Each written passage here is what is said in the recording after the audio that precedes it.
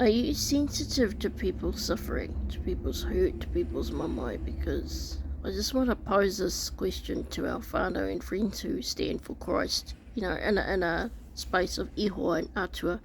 And with us, there's a lot of atua Māori, there's a lot of tupuna as well.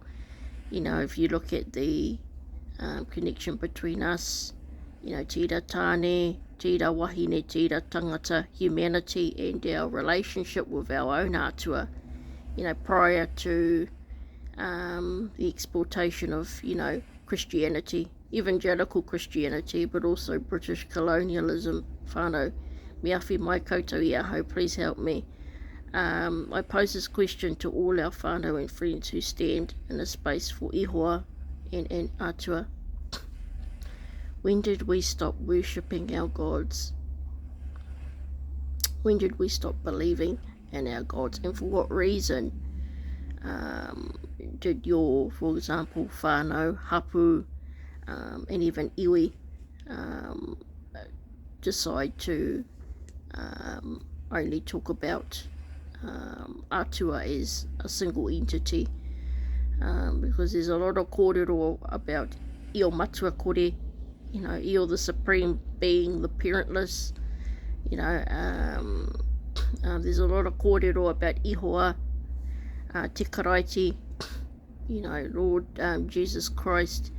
But there's a whole heap of information out there that has been distorted. And, I'm looking for some kōrero tuku iho, actually oral history from within my iwi, hapu and whānau, distinctive to my whānau and my whakapapa, that actually acknowledges my connection, metaphysical, celestial, genealogical, what you call it, spiritual as well, to the higher power. And I'm referring to te atua here as I guess a entity or higher power with no parents, no birthday, not foreseeable, not able to actually see te atua, let alone hear or talk to. But while we're on earth, we've got to make most of our time, and I'm delving into some questions that I just could not talk to my grandparents or parents about. Starting to talk about it with my mother and father, but how they tend to talk to you like you're a child. Yeah, well, I'm not just a mokopuna anymore. I haven't been for a long time. But when did we stop actually believing, worshipping our atua? Because often, and this is something that has always bothered me, and I've never really understood why we in our whare karakia, our churches, our whare lotu, why are we, for example, as people of Christ, why are we worshipping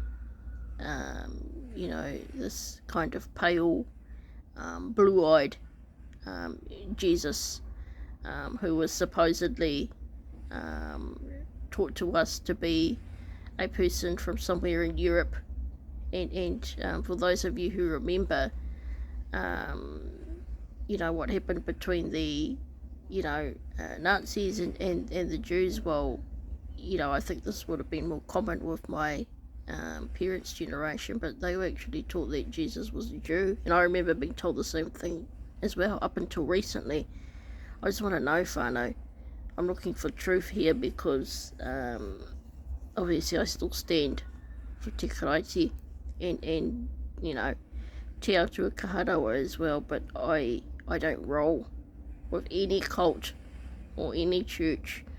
If I were to go back to my roots, I think that the ringatu would probably be the most relevant to me, because it's positioned, it's situated within my tribal district, And you know, on the marae, Māori people tend to be a lot more flexible, moderate with our tikanga and our beliefs as well. But I'm, you know, looking at, you know, our whānau who are, for example, Mormon, the Catholics, the evangelicals, and of course our whānau who are going to other religions as well, who don't come to the marae anymore, who don't come to whānau and hapuhui, who actually have totally been disconnected or cut ties with their hapu and their iwi, their tribal identity. I want to know why. When did you guys stop believing in our atua, but also in our tuakiri, you know, our roots as, you know, tangata whenua of Aotearoa.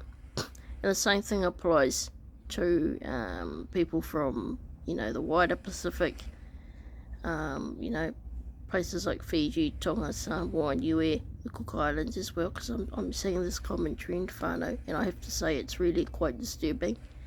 I'd be lying to you if I told you I'm comfortable, and I agree that it's okay to, you know, not acknowledge or not be proud of your roots, you know, your origins, but, you know, I just find it really disturbing when some people think that in order to get ahead in this world, they have to completely be stripped of their native tongue, their customs, and their identity. And truth be told, whānau, I don't think that this would happen. Not in my village anyway, or my pā, because we're so remote. We're right next to the sea. And, you know, you're talking half a dozen families, all centred around the marae. You know, some may say in the middle of nowhere. But, you know, I'm seeing this common trend, though, particularly with parents, younger parents, but also families who, for example, have had no education and maybe some sort of falling out with their elders and their tribes, and I just find it really sad, but actually really disturbing at the same time. Koe anō te whānau, kia pai tā koutou rā, have a good day, and something else I want to say as well, a huge mihi nui to PSNA, John Minto, Palestine Solidarity Network Aotearoa, and I want to acknowledge and mihi all the rōpū and people who have marched and activated spaces so that people can continue to talk about Palestine, you know, in a divine wairua space, if you like, where there's no attacking, no bigotry, and no fear around actually confronting the mass starvation, but also the mass slaughter, wholesome slaughter of, you know, babies and you know, families in Palestine. And while I'm here, I'm going to say, just to all you know-it-alls out there, and all you bigots as well, did you know that Jesus was actually Palestinian? He was from Bethlehem, so he was from Palestine. So to all you pro-Israeli supporters, you know, calling our Palestinian protesters pro-Hamas or you know, a gang or a terrorist support group of Hamas, you guys need to go away and do your guys fucking research, man, because I'm telling you, Jesus was from Bethlehem. He was a Palestinian. Anyway, as I said, whānau, let me know your whakaaro and all, you know, private message me. And free Palestine. Kia ora.